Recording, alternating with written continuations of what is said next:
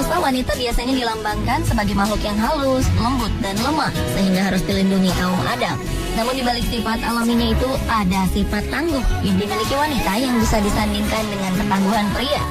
Seperti pasukan-pasukan wanita tangguh di dunia berikut ini.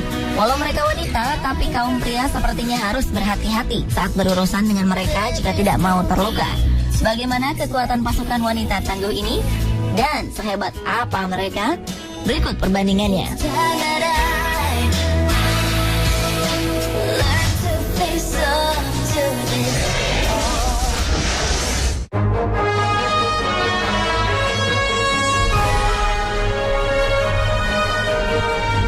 Pasukan ninja memang berasal dari Jepang. Namun seni bela diri ini ternyata dipelajari dan diaplikasikan oleh pasukan wanita di Iran sejak tahun 1989. Pasukan ini tadinya merupakan pasukan rahasia yang disiapkan Iran untuk menghadapi saat-saat kritis yang mungkin akan melanda Iran. Lihat saja kelihayan mereka dalam menggunakan senjata-senjata rahasia ninja dan mempraktekkan jurus-jurus khas ninja. Jika menggunakan kostum ninja, mungkin tidak akan ada yang menyadari bahwa yang ada di balik topeng tersebut adalah wanita berjilbab. Kunoichi, begitu orang Jepang menyebut tentara ninja perempuan. Ini pertama kali diperkenalkan oleh Sensei Akbar Faraji. Ia membuka kursus bela diri ninja di Iran 22 tahun yang lalu. Saat ini ada 24.000 wanita Iran yang belajar jurus-jurus ninja. Mereka tertarik dengan bela diri ninja karena dianggap bisa menjaga keseimbangan antara tubuh dan pikiran. Saat ini ada 3.500 tentara perempuan Iran yang menekuni bela diri ini dan disiapkan menjadi pasukan mematikan bagi musuh Iran.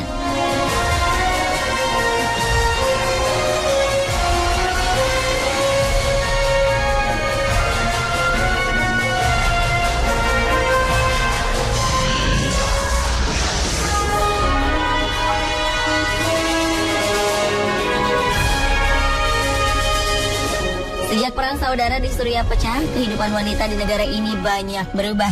Mereka tidak lagi hanya bertanggung jawab mengurus keperluan anak dan rumah tangga, namun mereka juga merasa bertanggung jawab menjaga keamanan keluarga dan negaranya.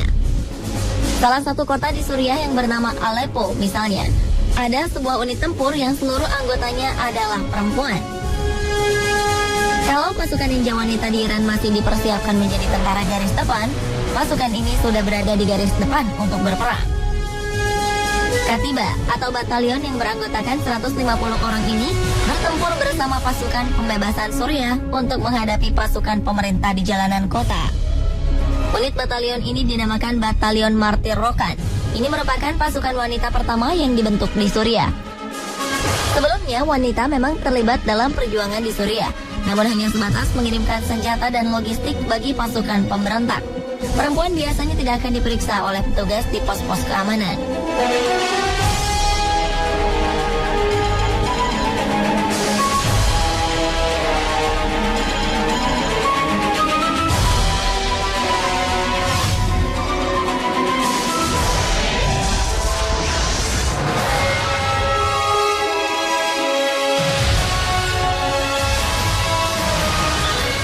Pasukan wanita lain yang tak kalah tangguhnya adalah pasukan bodyguard di Mesir.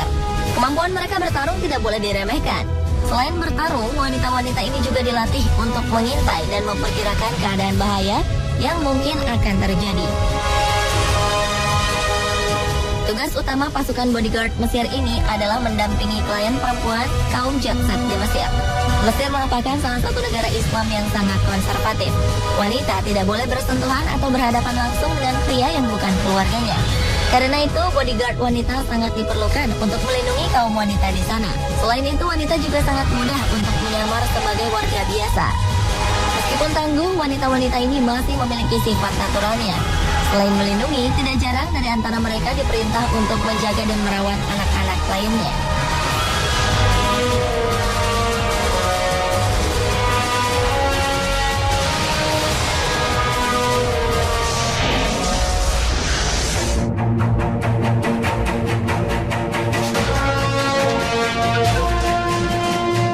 Setelah diktator Libya Muammar Gaddafi tewas, pasukan pengawal wanitanya menjadi berita yang sangat menarik perhatian dunia. Semasa hidupnya, Gaddafi memang selalu tampil dengan beberapa wanita gagah di belakangnya. Pengawal yang dijuluki Amazonian Guard ini jumlahnya mencapai 40 orang. Berbeda dengan pasukan pengawal wanita di Mesir, ada kriteria wajib yang harus dimiliki wanita yang ingin menjadi pengawal Gaddafi, yaitu ia haruslah perawan.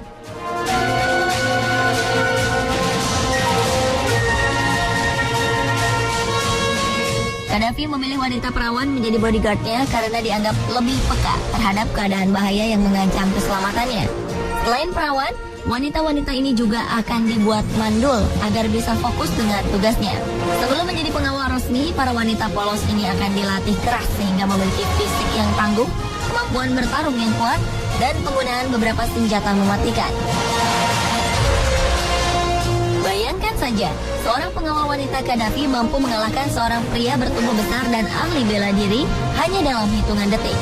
Kalau pasukan bodyguard Mesir bekerja untuk memperoleh penghasilan, sebagian besar pengawal Gaddafi bekerja atas loyalitasnya kepada sang diktator. Mereka rela mengorbankan jiwa dan raga untuk tugas pengawalan. Pada hari kematian mantan pemimpin Libya ini, salah seorang pengawalnya terlebih dahulu menyodorkan badannya agar Gaddafi tidak terkena peluru dari para pemberontak.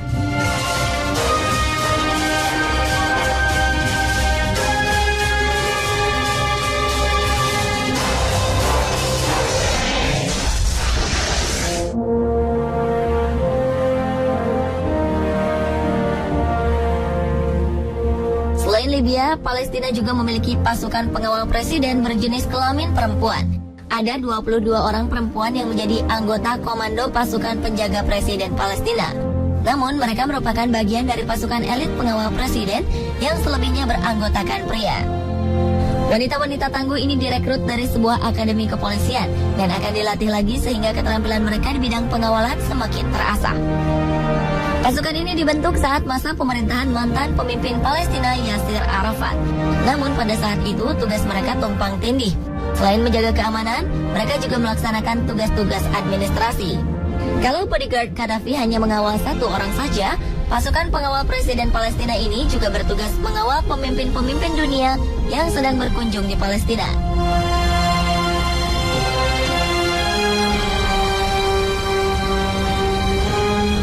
Pemirsa, itulah pasukan-pasukan wanita tangguh di dunia. Menurut Anda, manakah yang paling tangguh di antara mereka?